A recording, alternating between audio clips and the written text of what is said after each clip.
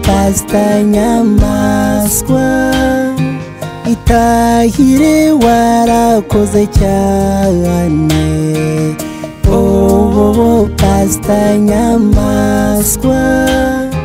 wabaye umubyeyi uhimbye watubwirije ubutumwa bwiza cyuruhuka heza ni mwijuru urupfu rwugatsindwa ruranze ruragutwaye ruteye intimba abo wabaniye by'umwihariko abana wakundaga usaritse cyane abo wasabiye ndetse nabo wahaye abageni umuryango wawe urashavuye ariko kandi uteye ishema yaba wagarukaga ngurebe uko tugutaramiye wari kwishimira imbuto wabibye mbere yuko utabaruka Pastor Nyamaswa itahire warakoze cyane Pastor Nyamaswa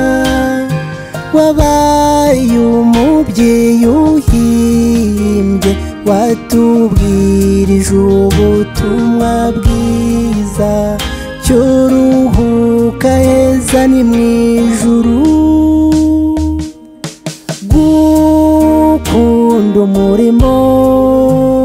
by'umwihariko gutanga ubumenyi kwicisha bugufi no kwanga umugayo gutega amatwi abakugana bose urukundo urugwiro wagiraga gusenga bizira kwishushanya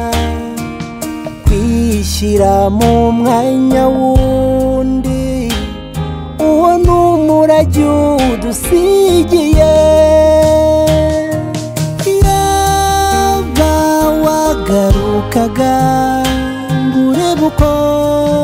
tugutaramiye wari kwishimira imbuto wabibye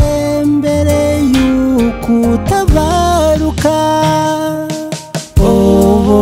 Pastor Nyamaswa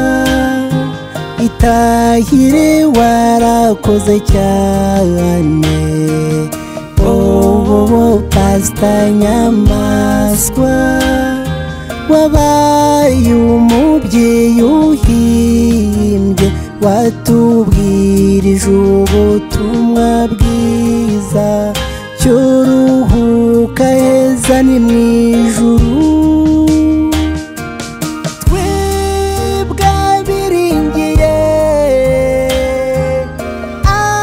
amaraso ya Yesu tuzongera tukubone mu gitondo cy'umuzuko tuzahobera ababyeyi bawe duhobere Samweli na Nahori tuzagwa mu nda Erina Beniya Rwayihigi n'abandi mbese wowe uriteguye kuzataramana na Yesu nyaboneka igihe niki ndagusabye ntiwirare nyaboneka igihe niki ndagusabye ntiwirare igihe niki ndagusabye ntiwirareye Pastor Nyamaswa itahire warakoze cyane Pastor Nyamaswa wabaye umubyeyi uhimbye watubwirije ubutumwa bwiza cy'uruhuka heza ni mu ijuru